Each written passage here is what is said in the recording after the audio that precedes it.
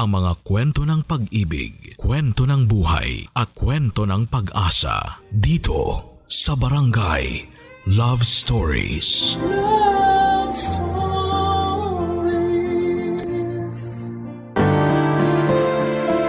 Minsan sa ating buhay ay dumarating ang isang tao na magpaparamdam sa atin na tayo'y espesyal. Ngunit paano kung ang dating pagmamahalan ay unti-unting mapalitan ng puot? Ikaw kabarangay, ano ang kaya mong gawin at tiisin alang-alang sa pag-ibig? Dear Papa Dudut, magandang araw po sa inyo at sana ay matanggap ninyo ang sulat ko na ito. Ako nga po pala si Astrid at kagaya lang din po ako ng karamihan sa atin. Gusto ko lang makaramdam ng tunay na pagmamahal. Ito rin po ang naging dahilan kung bakit ang dami ko nang pinagdaanan na boyfriend. Nakakahiya man pong aminin pero palagi po akong may jowa simula noong nag-high school ako hanggang sa nakapagtapos na ako sa pag-aaral. Pero karamihan sa mga karelasyon ko noon ay hinihiwalayan ko rin. Kasi yung iba sa kanila ay boring tapos yung iba naman ay masyadong seryoso. Isa po kasi akong happy-go-lucky girl, Papa Dudut.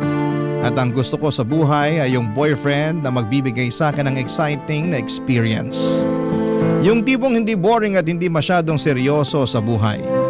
At mukhang sinagot ni Lord ang prayers ko kasi dumating ang araw na nakilala ko si Dale.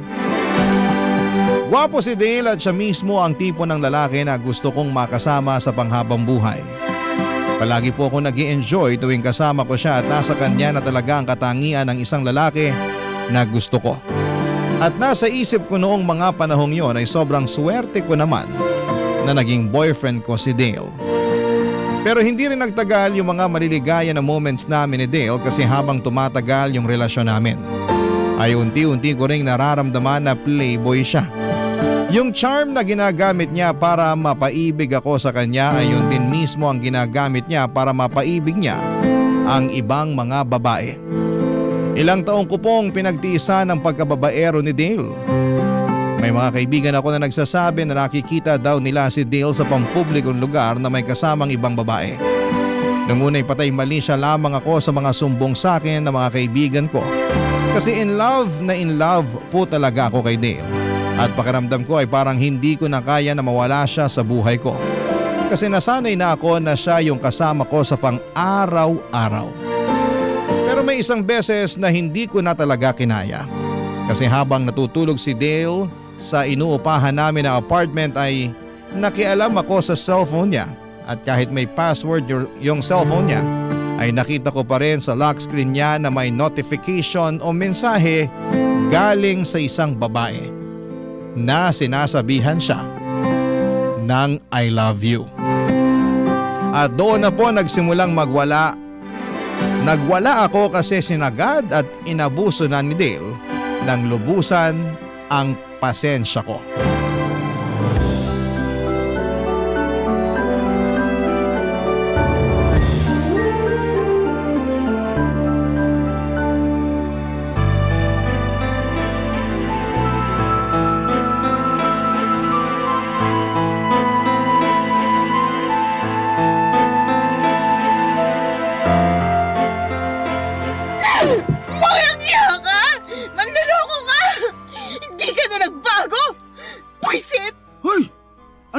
Mo ha? Teka lang, cellphone ko to ah! Ba't mo sinira yung cellphone ko? Ang kapal ng mukha mo! Aray! Ano ba nangyayari sa'yo? Hindi ka na nagbago! Niloloko mo pa rin ako hanggang ngayon! Kung alam ko lang na lolokohin mo ako ng ganito, dapat simulat sa pool pa lang hindi na ako pumayag na makipag-live-in sa'yo sa mala-impyernong apartment na to! Ano bang pinagsasasabi mo dyan? Hindi kita naiintindihan. Sino yung nag-message sa'yo ng I love you ha? Aminin mo nga sa akin, Dale. Ilang ba kaming mga babae sa buhay mo? Baby, sinabi ko naman sa'yo na ikaw lang ang babae sa buhay ko, di ba?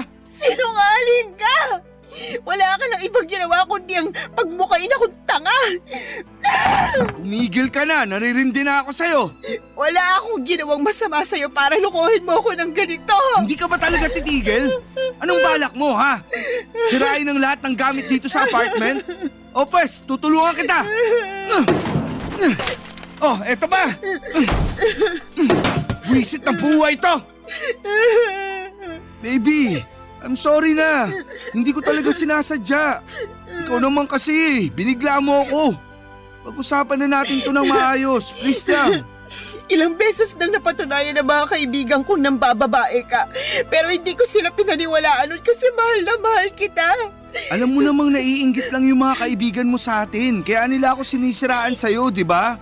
So paano mo ipapaliwanag yung babae nag-message sa'yo, ha? Wala akong alam sa message na yun. At isa pa, hindi ko naman siguro kasalanan kung lapitin ako ng mga babae, di ba? Galit na galit ako sa'yo. Pero, alam mo kung kanino ako mas nagagalit? Mas nagagalit ako sa sarili ko kasi hindi kita magawang hiwalayan. Nang dahil na rin sa lecheng pagmamahal ko sa'yo. Nagsisisi ka ba na minahal mo ko? Hindi sa ganun yun. Pero please naman, huwag mo na akong bigyan ng dahilan para pagdudahan ka. Pagod na ako eh. Ako din naman ah. Pagod na ako sa pagdududa mo sa akin. Walang pupuntahan tong relasyon natin kung hindi mo ako pagkakatiwalaan. Mas mabuti pa nga siguro kung… Kung ano? Sige, ituloy mo. Kung maghiwalay na lang tayo. Ayoko na, Astrid. Sawang-sawa na ako sa mga inaala mo sa akin. Kung ganito lang din naman, mas mabuti na siguro kung palayain na lang kita. Seryoso ka? Oo, seryoso ako. Nasasaktan lang ako tuwing nagwawala ka ng dahil lang dyan sa mga inaala mo na walang basehan. Nag-message sa'yo yung babae, sinabihan ka ng I love you. So ano gusto mo isipin ko ha? Na kaibigan mo lang yung babaeng yon? Nakita mo ba na nireplyan ko yung babae? Hindi, kasi nakalock yung cellphone mo. At isa pa, hindi ko na rin malalaman kasi nasira ko na yata yung cellphone mo. Yan ang problema sa'yo eh. Walang saysay at basihan yung nararamdaman mo. Tapos, naninira ka pa ng gamit ng may gamit. Saka ka na magwala kapag nakita mo na ako na nakapatong sa babae. Dale, baby, I'm sorry na. Huwag ka na magtampo sa akin. Ayusin na lang natin to. Hindi mo kasi ako naiintindihan eh. Natatakot na ako tuwing nagwawala ka. Sorry na talaga. Masahabaan ko na yung pasensya ko, promise. Promise mo yan ha? Oo. I'm sorry, baby. Patawarin mo na ako, ha? Oo na. Pinapatawad na kita. At yun na nga po, Papa Dudut, na baligtad ang pangyayari. Bulag na bulag po talaga ako sa pagmamahal ko kay Dale ng mga panahong yon. Biruin mo ha, ako pa yung humingi ng sorry sa kanya kahit siya naman talagang may kasalanan sa akin. Ganon siya makapanimulative noong kami pa, Papa Dudut. At paulit-ulit na lamang po yung nangyayari sa tuwing nag-aaway kami. Sigawan, siraan ng gamit tapos bati ulit na parang walang nangyari. Sobrang toxic na ng relasyon namin pero pinili ko pa ring tiisin kasi pakiramdam ko noon ay hindi ko talaga kakayanin na mawala si Dale sa buhay ko. At hindi ko na namamalaya na unti-unti ko na palang pinapalagpas lahat ng kababuyan at kawalang hiyaan niya sa akin. Hindi ko akalain na ganito pala ang pag-ibig, nakakabobo ito. Kaya mong isantabi ang pride mo, ang dignidad mo, lahat-lahat na. Para lamang makaramdam ka lang ng kahit kaunting kaligayahan. Para mas malinaw po sa mga kabarangay ninyo kung gaano kagulo ang relasyon namin ni Dale, ihahalin tulad ko po ito sa isang babuyan. Sa simula ay sobrang baho at ang sakit sa ilong. Pero habang tumatagal ay masasanay ka rin at hindi mo na gaanong napapansin yung baho ng babuyan. Ganon na ganon kami ni Dale. Parang nasanay na lamang po ako sa baho ng relasyon namin. May mga pagkakataon na nagigising ako sa katotohanang babaero talaga si Dale, pero sa huli ay ako pa rin yung nagpakumbaba. Nagpakababa. Lahat ay ginawa ko para lamang maisalba yung relasyon namin na nuknukan na ng katoksikan. Naging normal na lamang sa amin ang sigawan at away bati. Dumating pa sa point na pakiramdam ko ay may kulang sa relasyon namin kapag hindi kami nag-aaway ng isang beses sa isang linggo. Pero lumipas ang ilang linggo, Papa Dudut, at kahit papaano ay natauhan na rin po ako. Isang araw palihim kong sinundan si Dale noong nagpaalam siya sa akin na lalabas daw siya. At noong nakabuntot ako sa kanya, doon ko mismo nakita na may kasama siyang ibang babae. Doon na rin po ako nagising at napaisip na baka panahon na talaga para palayain ko na ang sarili ko mula sa ganitong klase ng pakikipagrelasyon, Papa Dudut.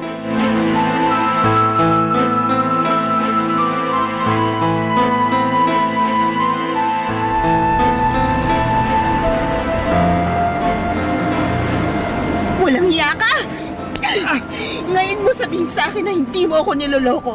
Sige na, umalis ka na. Hoy, babaeng balante, bumalik ka rito! Astrid, baby! Hayaan mo na siya.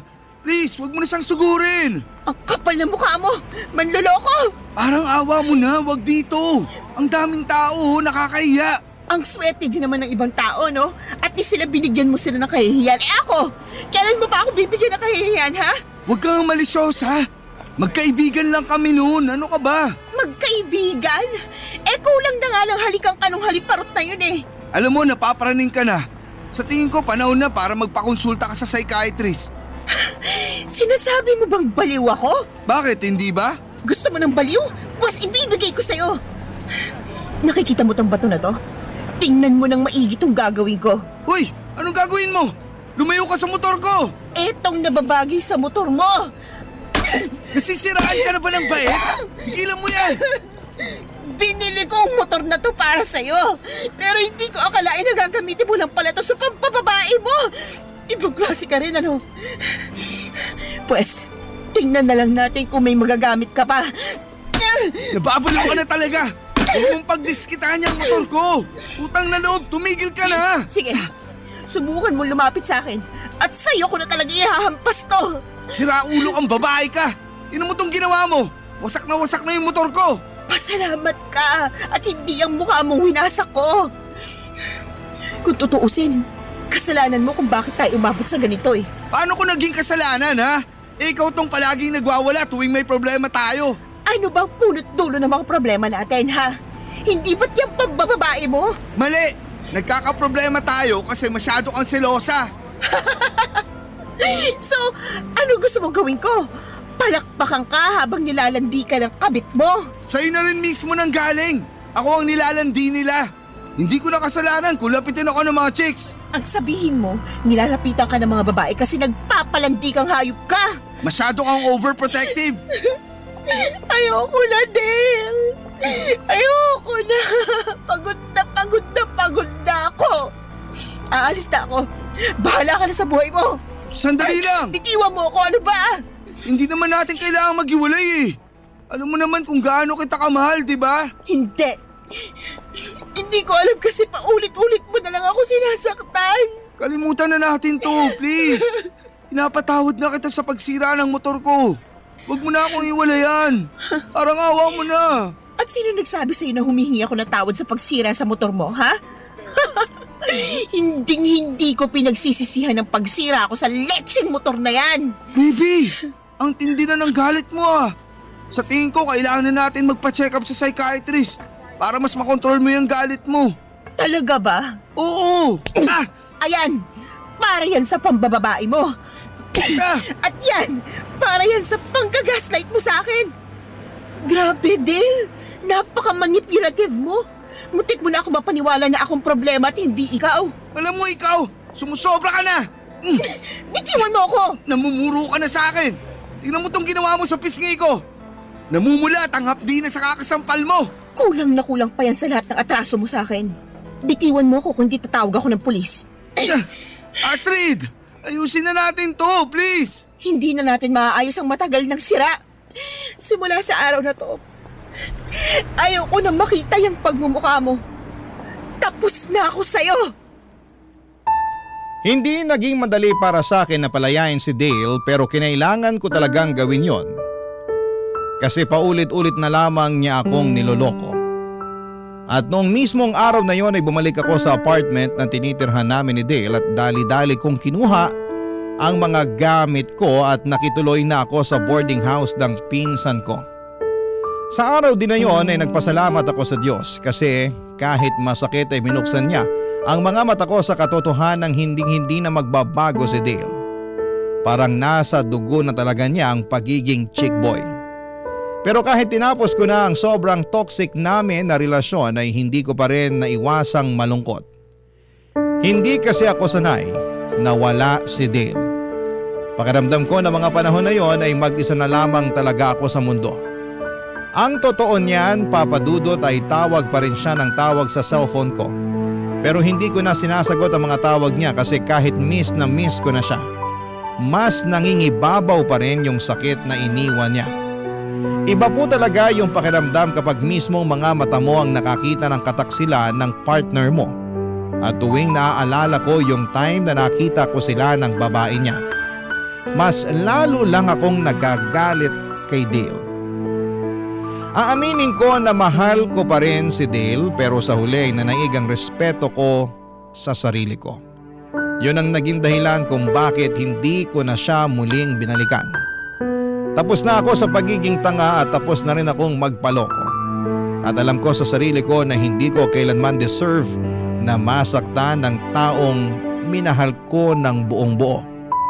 Ang maipapayo ko lang talaga sa mga nakakarinig o nakababasa ng kwento ko kung sinasaktan na kayo ng partner ninyo ay huwag nyo nang hintayin pang lumala. Hiwalayan nyo na. Marami kasing klase ng pananakit hindi lang sa pisikal kundi pati na rin sa emosyonal. At minsan mas masakit pa nga yung sugat na hindi nakikita ng mga mata natin. Kung paulit-ulit na lamang kayong inaabuso ay huwag nyo nang patagalin pa at tapusin nyo na kaagad. Parang MRT lang yan.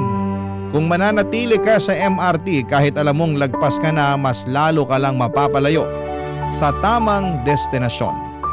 At mas mahal na rin ang babayaran mo na tiket pabalik sa tamang destinasyon. At isa pa, Papa Dudut, ay hindi na uso ang martir ngayon. Hindi porket martir ka mas happy ending na sa huli. Sa mga teleserye siguro ay oo. Pero sa totoong buhay ay mas lalo ka lamang malulugmok at masisiraan ng bait kung patuloy ka na magpapakamartir sa tao na walang ibang ginawa kundi ang pagsamantalahan at abusuhin ka, Papa Dudut. Barangay Love Stories. Barangay Love Stories. Lumipas ang mga linggo at unti-unti na ring akong nakabangon mula sa sakit na iniwan ni Dale. Unti-unti ko na siyang nakakalimutan, Papa Dudut. At sa halip na mag-depress-depressan ay pinili kong ituon na lamang ang buong atensyon ko sa trabaho. Sabi ko sa sarili ko ay baka trabaho muna ang kailangan kong pagtuunan ng pansin para makalimot at tuluyan na akong makamove on. Maswerte rin talaga ako, Papa Dudut, kasi lahat ng katrabaho ko sa bar, mababait at supportive sila. Sila yung mga naging sandalan ko noong panahong depress ako sa hiwalayan namin ni Dale.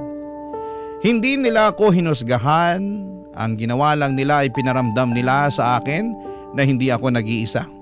Ang gaan lang sa kalooban kasi bihira na lang talaga na makahanap ng mga katrabaho na pinapahalagahan ka noong walang halong kaplastikan.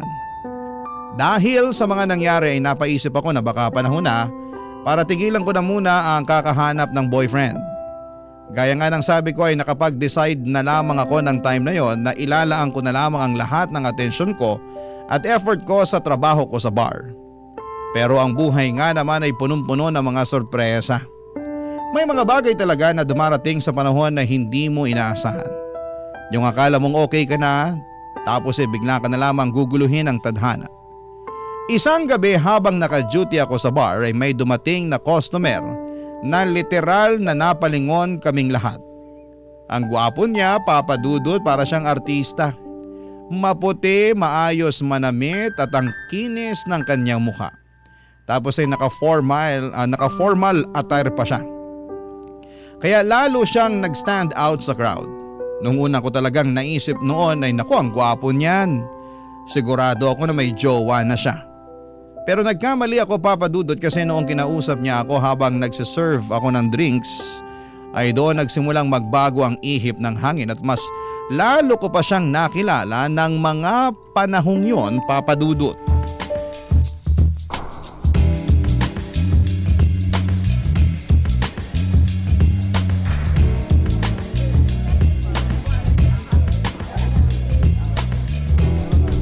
Sir, excuse me lang po.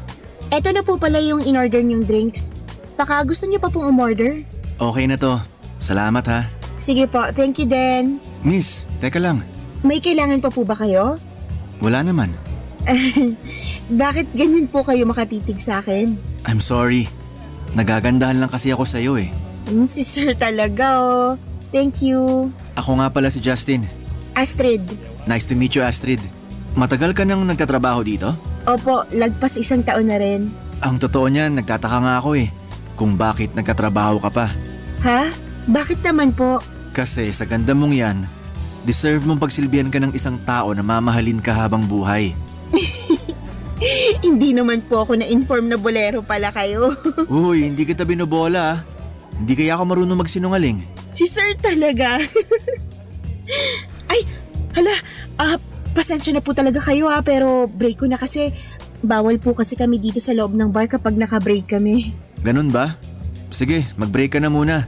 Nang sa ganun hindi ka mapagod at makapagpahinga ka naman. Thank you po talaga. Enjoy your drinks po. Mauna na muna ako.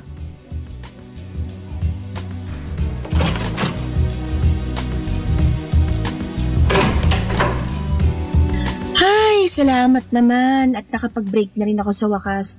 Sakit na ng tuhod ko. Pero in fairness kay Sir kinilig ako doon.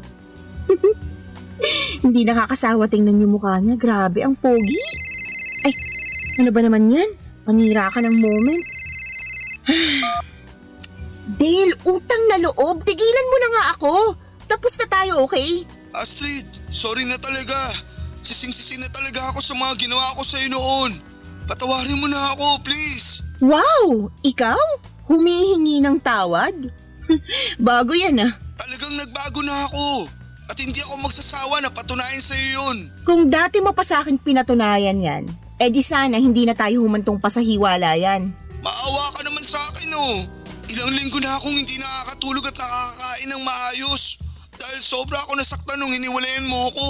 At ngayon kasalanan ko pa kung bakit hindi ka nakakatulog at nakakakain ng maayos? Pambihira, kasalanan ko na naman. Hindi sa ganun yun. Ang sinasabi ko lang naman, hindi ko kayang mabuhay nang wala ka. Kalokohan? Oo na, aaminin ko na sa'yo na pinagtaksilan talaga kita noon. At para patunayan sa'yo na hindi na ako yung dating Dale, iniwalayan ko na yung mga yun. Nagpapatawa ka ba? Kung kailan ka na single ulit, saka mo naman hiniwalayan yung babae mo. Ibang klase ka rin Ano pa ba ang kailangan kong gawin para patunayan sa'yo na ikaw talaga yung mahal ko? Wala kang kailangang gawin. Pero ako meron. Meron akong kailangang gawin at dapat matagal ko nang ginawa to. Ha? Simula ngayon, maghanap ka na ng ibang kukulitin mo kasi ibablock ko na tong number mo. Goodbye! Kaasar! Ay hala, tapos na nga paling break ko. Makabalik na nga sa loob.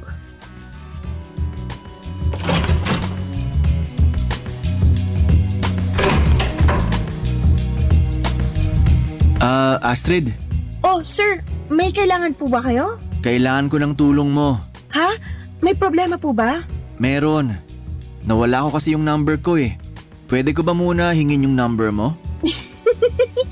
Si sir talaga, patawa. Sige na naman. Pagbigyan mo na ako. Sige na nga. Eto yung cellphone ko. Pakilagay na lang yung number mo dyan. Oh, ayan. Ayos. Thank you ah. Pwede ba kitang tawagan mamaya pagkatapos ng shift mo? Kayo po bahala. Basta antayin mo na lang mamaya yung tawag ko ah. Sige po. Ay, sir, maiman ko na muna kayo ha. Magbabayad na yata yung customer sa table number 4. Aminin ko po na sobra talaga akong kinilig ng gabing yon. Parang kinain ko rin lahat ng mga sinabi ko na magfo-focus muna ako sa trabaho at mananatiling single. Kasi to be honest, Papa Dudut ay hindi talaga ako nakapag-focus sa trabaho habang kinakausap ko si Justin.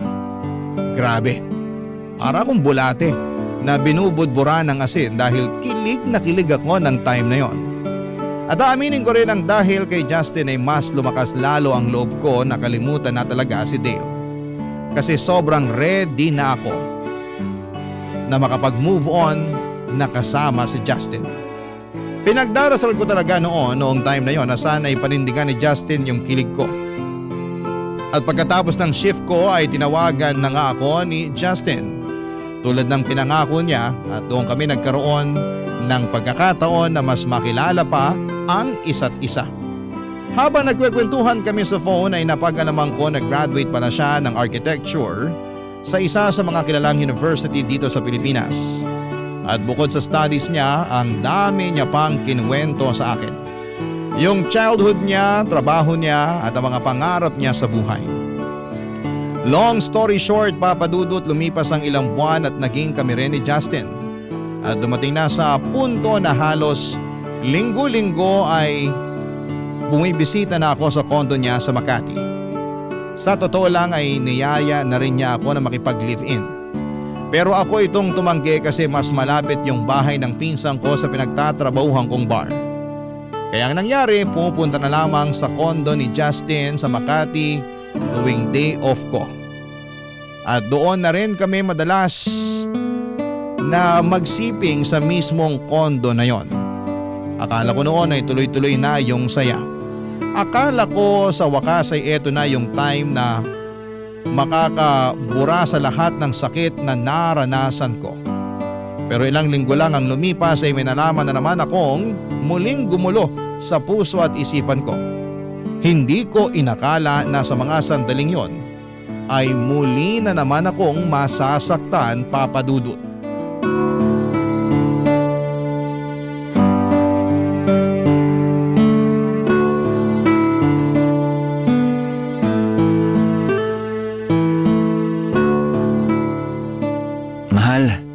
Sobra ako nag-enjoy dun sa ginawa natin kanina. Ako din, mahal. So ano? Next week ulit? Next week? Ang tagal. Bukas na lang kaya. Ikaw bahala. Maliligo muna ako. Dito ka muna sa kama ha. Magpahinga ka lang dyan.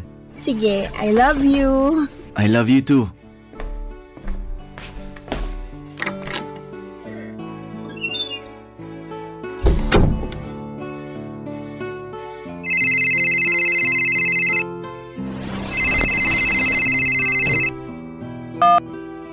Hello? Sino to? Delivery rider? Parcel para kay Justin? Sige po, bababa na po ako dyan sa lobby. Antayin niyo na lang po ako. Ano ka ba naman, Justin? Ang mahal nung in-order mo, ha? Kunin ko na nga lang yung wallet mo. I'm sure may naitabi ka naman pambayad dun para sa parcel mo. Nasaan na ba yung wallet mo? Eto. Ay, nalaglag. Teka, ano to? Justin! Justin! Lumabas ka dyan! Labas!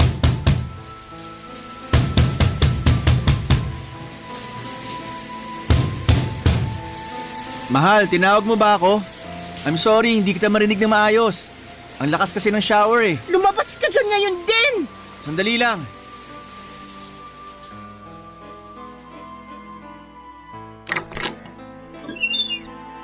Oh, ano nangyari sa'yo? Ba't mukhang gigil na gigil ka dyan? Ano to, ha? Ba't may ganito kang picture sa wallet mo? Sino yung babaeng yan? At yung bata na kasama mo sa picture na yan? Sandali lang. Ba't mo pinakikialaman ng wallet ko, ha? Kukuha lang sana ako ng pambayad para dun sa parcel na in-order mo. Pero mali pa rin yung ginawa mo. Dapat hindi ka pa rin nangunguha ng gamit ng may gamit. Huwag mong ibahin ang usapan. Magpaliwanag ka, sino yung babae at bata na kasama mo sa picture na yan? Mahal! Hayop ka! Ginawa mo akong kabit! Hindi sa ganun yun! Wala na kayong ibang ginawa kundi ang saktan ako! Astrid, please! Magpapaliwanag ako! Kayong mga lalaki, ano akala nyo sa aming mga babae tuwing niloloko nyo kami, ha? Iiyak lang tapos kinaumagahan makaka-move on na kaagad? Sana nga ganun na lang kadali ang lahat, no? Pero hindi eh! Kasi yung sakit at hapdi na iniiwan niyo sa amin tuwing pinaglalaruan niyo kami, nanunuot hanggang buto. Mahal! Pinaniwala mo ako na ikaw na yung lalaki mamahalin ako ng totoo at tapat, pero nagkamali ako kasi pare-pareho lang kayong lahat. Tigilan mo yung pagbabasag ng mga gamit dito sa kondo ko. Kulang na kulang pa to sa sakit na pinaparamdam mo sa akin ngayon. Sige na! Aaminin ko na may asawa at anak na ako. Pero matagal na kami nagkakalabuan ng asawa ko. At pinakikisamahan ko na lang siya dahil sa anak namin. Pinakikisamahan? So ibig sabihin nagsasama kayo sa iisang bubong? Tinago mo ko sa kondo na to para hindi malaman ng asawa mong may kabit ka, ganun ba yun? Ang kapal din naman pala talaga ng mukha mo. Binigay kong katawan at buong pagkatao ko sa'yo, tapos ganito lang ang igaganti mo sa akin? Ba't ka ba nagkakaganyan? Ginusto mo rin naman ang nangyari sa atin, di ba? Oo! Ginusto ko nangyari sa atin, pero nasuka lang ako nung nalaman ko na may asawa ka na palang hayop ka. Kung galit ka sa akin, ako ang sampalin mo.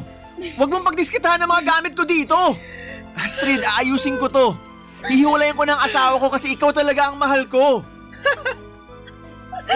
Alam mo kung ano yung hindi ko maiintindihan?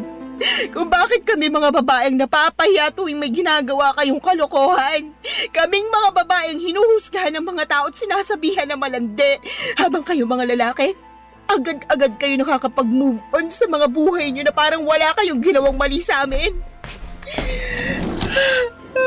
Sandali lang. Ano yung ginagawa mo, ha? Kukunin ko na lahat ng mga gamit ko dito at hindi mo na ako makikita pagkatapos ng araw na to. Ang pagkakamali ko lang naman dito, hindi ko kaagad nasabi sa'yo na kasal pa rin ako. Pero maniwala ka, nagbabalak na rin ako makipaghiwalay sa asawa ko. Kaya hindi na ako nag-abala pa na sabihin pa sa'yo yun. Anong gusto mo marinig sa akin? Thank you? Kasi kahit may asawa ka na, ako pa rin ang pinipili mo. Di ba alin na lang?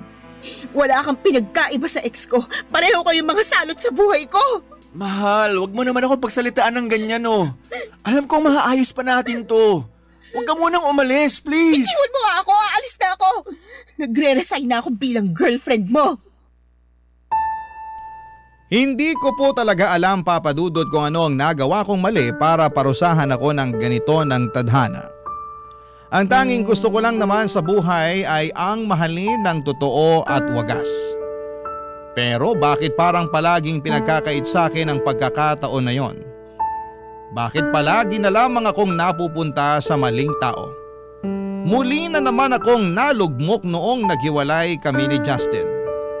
Pero ang mas masakit, Papa Dudut, ay doble na ngayon ang bigat na nararamdaman ko. Mas masakit yung hiwalayan namin ni Justin kesa doon sa hiwalayan namin ni Dale.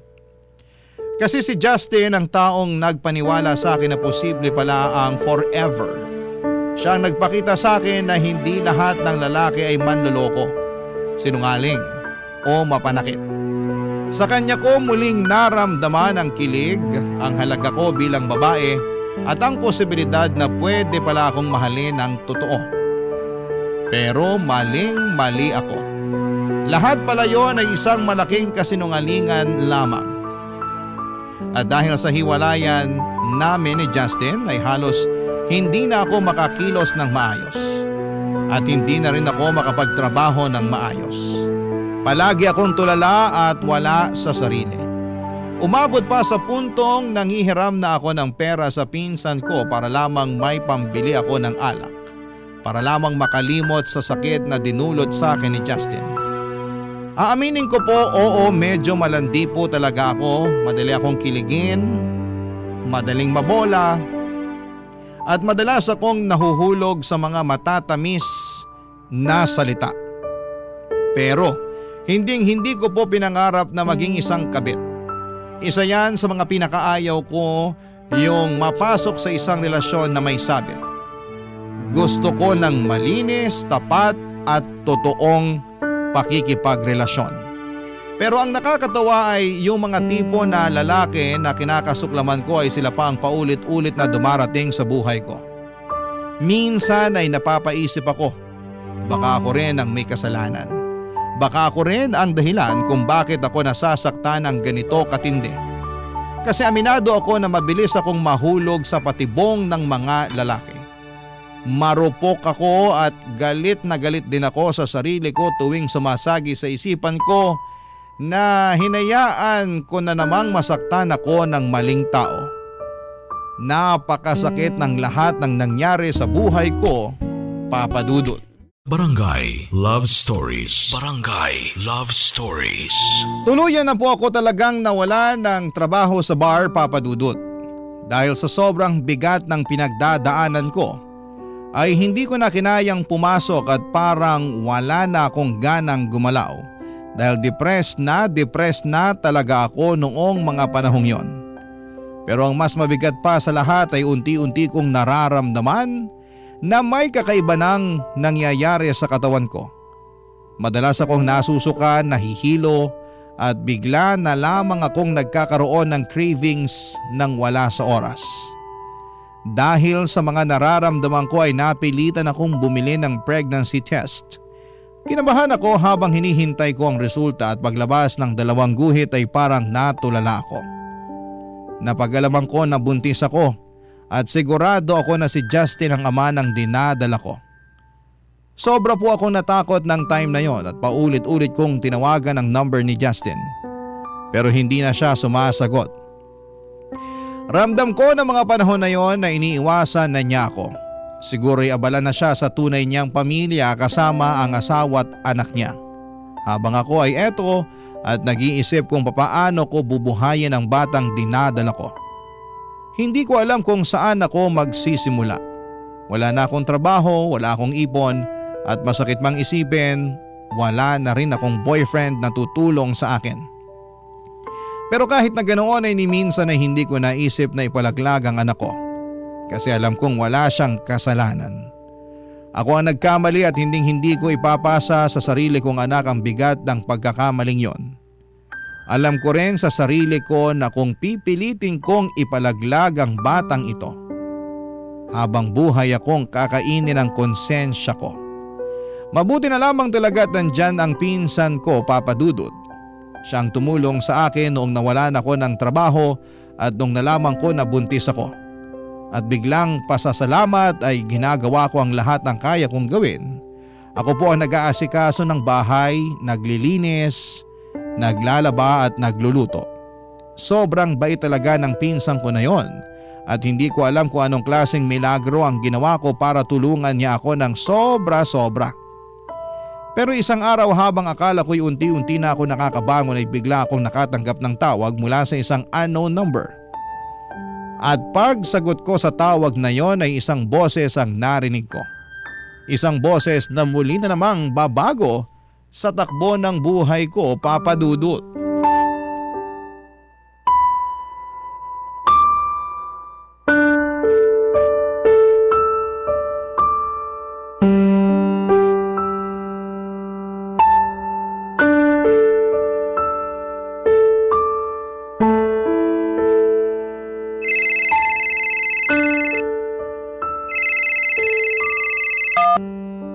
Hello?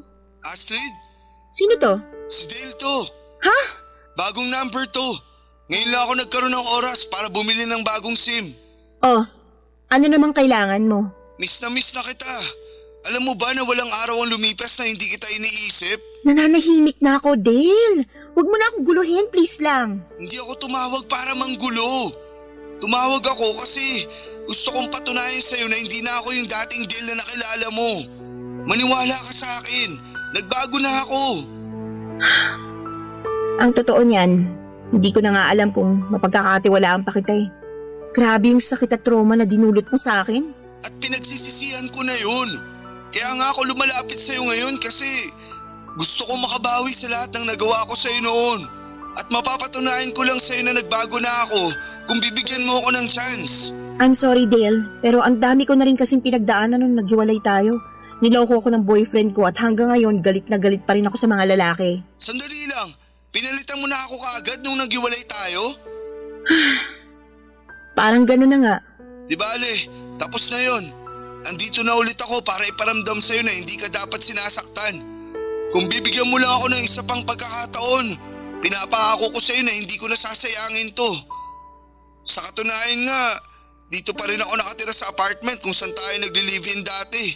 Natatandaan mo pa ba na ikaw mismo ang pumili ng apartment na to? Kasi nagagandaan ka sa design ng pader. Oo. Kahit nung naghiwalay na tayo, hindi ako umalis sa apartment na to kasi gusto ko na palagi kitang naaalala. Gusto kong i-cherish yung mga magaganda nating memories. Pero Dale, tapos na yun. Pero hindi pa naman huli ang lahat, di ba? Pwede pa tayong bumuo ng mga bagong alaala. Basta papasukin mo lang ulit ako sa buhay mo. Paano ako makakasigurado na hindi mo na ako lolokohin? Ibibigay ko sa iyo ang password ng cellphone ko at lahat ng password ng social media accounts ko. Seryoso ko. Handa akong gawin ang lahat para mabawi kita.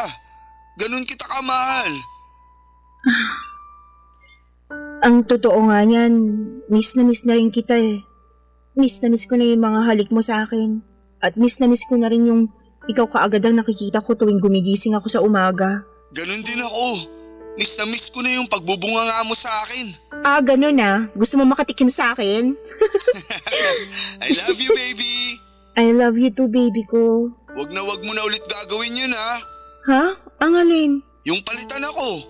Aaminin ko, medyo nasaktan ako nung sinabi mo na nagkaroon ka ng boyfriend pagkatapos natin maghiwalay. Pero… Masisisi mo ba ako? Sobra kaya ako nasaktan nung naghiwalay tayo. Siyempre, kinailangan ko rin mag-move on kahit papaano. Ikaw lang naman itong nakipaghiwalay sa akin eh. Ha? Ganun ba? Ewan, nakalimutan ko na. Ang baby ko talaga sobrang makalimutin. Pero okay lang yun. Kasi cute at maganda ka pa rin kahit nag-uulyanin ka na. Hoy, ang kapal ng mukha nito. Sa ating dalawa, ikaw kaya itong mas mukhang ulyanin. Oo na, pagbibigyan na kita. Ako na yung ulyanin at uugod-ugod. Nga pala, nasaan ka ngayon? Nandito ako sa bahay ng pinsan ko. Dito na rin ako nakatira ngayon. Ganun ba? Kumusta ka naman dyan? Eto, okay naman. Pero medyo maingay paminsan-minsan kasi may nagko-construction sa tapat ng bahay namin eh. Buti na lang talaga at mukhang naka-day off yung mga construction workers nila ngayon. Kawawa naman pala ang baby ko. Che? Pero hindi mo na kailangang problemahin yan. Kasi susunduin na kita mamaya, ha? Ano? Biglaan naman yata yan. Dito ka na ulit sa apartment tumira kasama ko. Na-realize ko rin na sobrang lungkot pala nitong apartment kapag wala ka. Pero maayos na kasi yung kalagayan ko dito sa pinsan ko. Nasibak ako sa trabaho at yung pinsan ko ang pansamantalang tumutulong sa akin. Ano? Bakit ka naman nasibak sa trabaho? Sobra kasi akong na-depressed nung naghiwalay kami ni Justin. Hanggang sa umabot sa puntong napapabayaan ko na yung trabaho ko. Kaya ayun. So Justin pala ang pangalan niya. Hindi ko kakalimutan ang pangalan na yan. Ako mismo ang bubugbog sa lalaking yan kapag nakita ko siya. Huwag ka nang magselos. Tapos na kami. Ano ka ba? Wala na yun. Basta. Dito ka na ulit titira sa apartment kasama ko, okay? Send mo sa akin yung exact location mo. Susunduin na kita mamaya. Pero… Huwag ka na magmatigas. Huwag kang mag-alala. Ako na ulit ang mag-aalaga sa'yo, ha? I love you.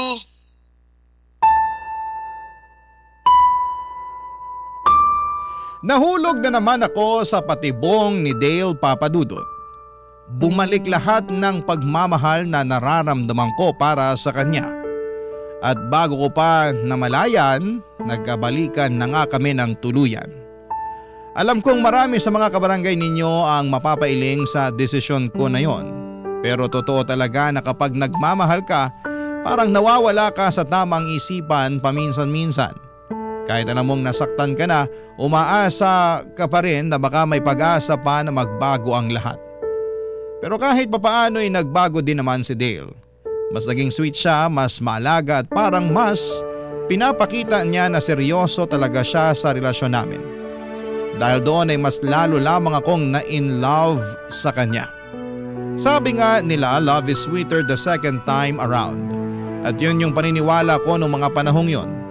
Nag-decide kaming magsama o mag-live-in ulit sa apartment at dahil doon ay parang bumalik ulit yung closeness namin noon. Madalas kaming magkulitan, maglambingan at syempre hindi rin nawawala yung sexy time namin bilang magkasintahan. Pero habang tumatagal ay hindi ko rin maiwasang lamunin ang sarili kong konsensya. May tinatago kasi ako kay Dale. Isang malaking bagay na alam kong pwedeng ikasira ng lahat. Hanggang ngayon ay hindi pa alam ni Dale na buntis ako.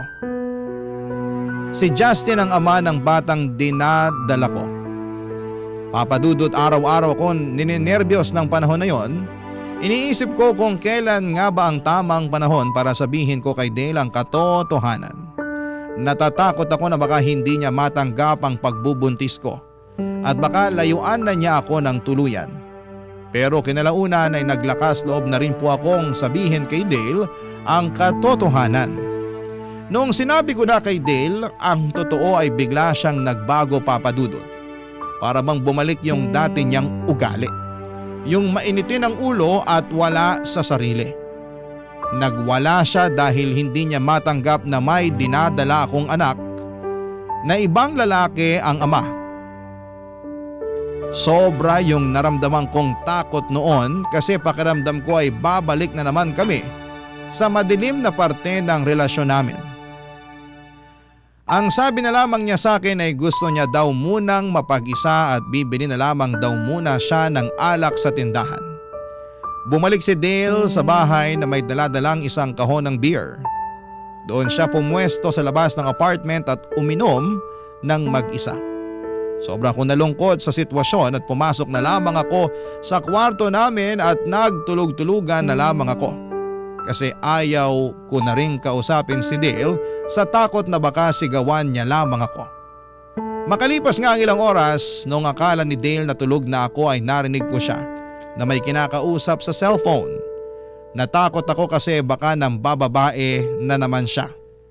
Pero Papadudot, mas lalong nayanig ang mundo ko nung palihim akong lumapit sa pintuan para pakinggan kung sino ang kinakausap ni Dale at doon ko mismo natuklasan ang isang bagay na sumira sa ilusyon ko, Papadudot.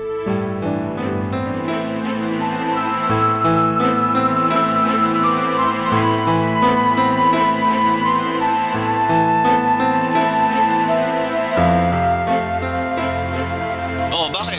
Buntis si Astrid! Sige na, kailangan ko nang umalis. Hello? Hello? Dale! Sino yung kausap mo? Astrid, akala ko ba tulog ka na? Kanina ka pa ba dyan? Bumalik ka na nga lang sa loob. Isara mo na yung pintuan. Pabayaan mo na muna ako dito sa labas. Kita mo naman na umiinom yung tao. Oh. Sagutin mo yung tanong ko. Sino yung kausap mo? Akin na yung cellphone mo. Tumigil ka! Akin na yan! Ano ba ha? Number 2 ni Justin ah. Bakit mo siya kinakausap ha? Paano kayo nagkakilala? Anong ginagawa ng number ni Justin sa contacts mo? Ha? Sinong Justin? Yung ex mo? Paano naman ako magkakaroon ng number niya, di ba? Mag-isip-isip ka nga.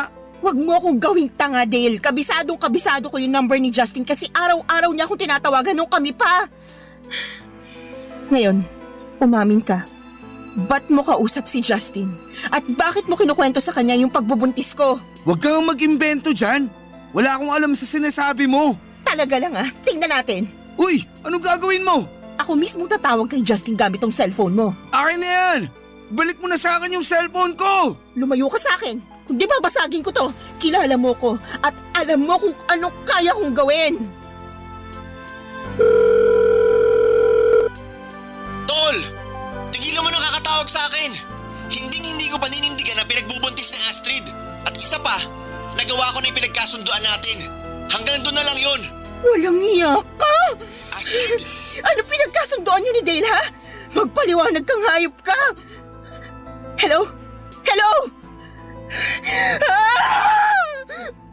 Cellphone ko!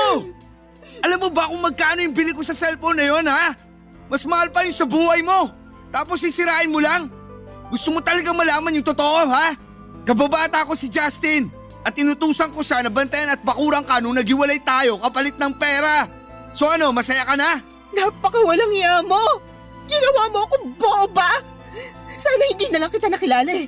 Sa lahat ng ginawa mo sa akin, Dale, ito yung hindi ko na mapapalampas. Kasalanan mo rin naman to eh. Kung hindi mo sana ako iniwalayan, hindi na sana nangyari ang lahat ng to. Wala kang karapatan para paglaruan ako ng ganito. Makinig ka sa akin, Astrid. Kung hindi ka rin naman mapupunta sa akin, mas mabuti nang walang ibang lalaki makakakuha sa'yo.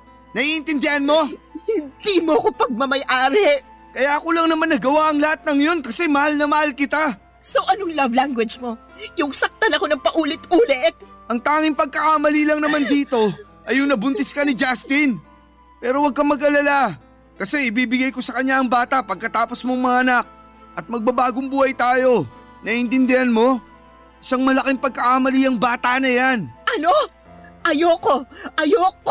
Hindi ko pinamimigay ang anak ko at kayang-kaya kong buhayin ang anak ko na mag-isa. Kung may pagkakamali man dito, yun ay ang tiwala at pagmamahal na binigay ko sa'yo. Hindi ba't sa akin ka nakaasa ngayon? Paano mo palalakihin ang bata na yan ang mag-isa?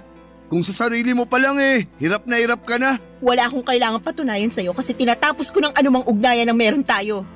Tinatapos ko ng walang kwentang relasyon na to. Hindi ka aalis, Astrid. Dito ka lang. Hindi na ako makakapayag na hiwalayin mo pa ako uli. Kulang pa ba yung sakit at traumang dinulot mo sa akin? Ano? Hindi ka ba titigil hanggat hindi mo ako napapatay? Ikaw lang naman kasi ang nagpapakomplika sa mga bagay-bagay. Patawarin mo na kasi ako para matapos na tong gulong to. Gusto mo patawarin kita? Hindi ka nga humihingi ng tawad eh. Ang taas din naman kasi ng pride mo. Dapat nga magpasalamat ka pa at binalikan pa kitang babae ka. Alam mo ba na ang daming babae nagkakandara pa sa akin? Kung makapagsalita ka, akala mo naman pinikot kita? Tapos na ako sa panggagaslight mo sa akin. Aaminin ko na awang-awa ako sa sarili ko dahil sa paulit-ulit mo ako pinagmumukhang tanga. Pero alam mo kung saan ako mas naaawa? Mas naaawa ako sa magiging jowa mo. Ipagdarasal ko na lang na sana hindi sila matulad sa akin. Ipagdarasal ko na lang na sana hindi sila mahulog sa bitag mo. Ipagdadasal ko na lang na sana magkaroon sila ng lakas ng loob na layuan ka habang maaga pa. At ipagdadasal ko na lang na sana mabulok ka na sa impyerno. Nagtapang-tapangan na lamang ako ng gabing yon pero ang totoo niyan, takot na takot talaga ako kay Dale noong araw na yon. Hindi na pagmamahal ang pinapakita niya sa akin kung hindi obsession na. Hindi ko inakala na aabot sa punto na pinababantayan niya pala ako kay Justin kasi natatakot siya na baka makuha ako ng ibang lalaki. Isang malaking kasinungalingan lang pala yung relasyon ko kay Justin at si Dale ang may pakana ng lahat ng ito. Papadudot, sobrang bigat po talaga ng trauma na idinulot ng pangyayaring yon sa akin. Kaya noong araw na yon ay hindi na ako nagdalawang isip na lumaya sa apartment namin at dumiretso ako sa presinto para ipablatter siya, Papadudot. Pagkatapos kong makuha ang blatter report ay pinicturean ko ito at sinend ko kay Dale sa Facebook para malaman niya na hindi niya ako pwedeng lapitan kailanman. Dumiretso na rin po ako sa bahay ng pinsan ko pagkatapos noon at sa totoo lang ay hindi ko alam kung saan ako pupulutin kung wala siya. Sa lahat ng kagagahan ko ni minsan ay hindi ako hinusgahan ng pinsan ko na yon. Siya lang talaga ang umiintindi sa akin sa kabila ng mga naging desisyon ko sa buhay. At simula nang sinend ko kay Dale yung blatter report ay hindi na po siya nagparamdam. At mas naging tahimik na rin ang buhay ko. Pero hanggang ngayon ay dala-dala ko pa rin yung takot at trauma na iniwan ni Dale. At wala na rin po akong balita pa kay Justin. Tuluyan na lang siyang naglaho na parang bula. Ni hindi nga ako sigurado kung buhay pa yon. Ang tanging pinagtutuunan ko na lamang ng pansin ay ang pagbubuntis ko. Gusto kong paghandaan ng pagdating ng anak ko. Balang araw kapag naisilang ko na ang anak ko, maghahanap ako ng trabaho para makatulong sa mga gastusin sa bahay ng pinsan ko.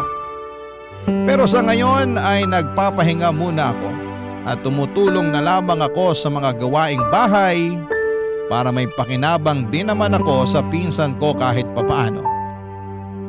Papadudot, hanggang dito na lamang po ang kwento ko at gusto ko lang pong sabihin sa mga kabarangay natin na sana'y huwag nating baliwalain ang mga senyales ng isang toxic na relasyon. Minsan kasi sa sobrang pagmamahal natin, iniisip na lang natin na normal lamang ang selos, sigawan at sobrang paghihigpit. Pero habang lumilipas ang araw ay hindi natin namamalayan na unti-unti na pala tayong nadidrain ito. Hindi selfish ang lumayo sa taong hindi na tayo kayang mahalin ng tama. Lahat tayo deserve yung pagmamahal na tahimik, totoo at hindi masakit sa pakiramdam. Yung pagmamahal na hindi kailangang ipaglaban araw-araw, kundi yung pagmamahal na kusa, buo at tunay na galing sa puso. Congratulations din nga po pala sa 1 million subscribers ninyo sa YouTube at maraming salamat po sa pagbibigay sa akin ng chance na maikwento ko sa inyo ang isa sa mga pinakamasakit na parte ng buhay ko. Ang inyong forever kapuso at kabarangay, Astrid. Ako, gigil na gigil talaga ako sa nangyayari sa kwento natin. O ikaw, kabarangay, kumukulo rin ba dugo mo? Pwede kang mag-iwan ng comment sa ating comment section.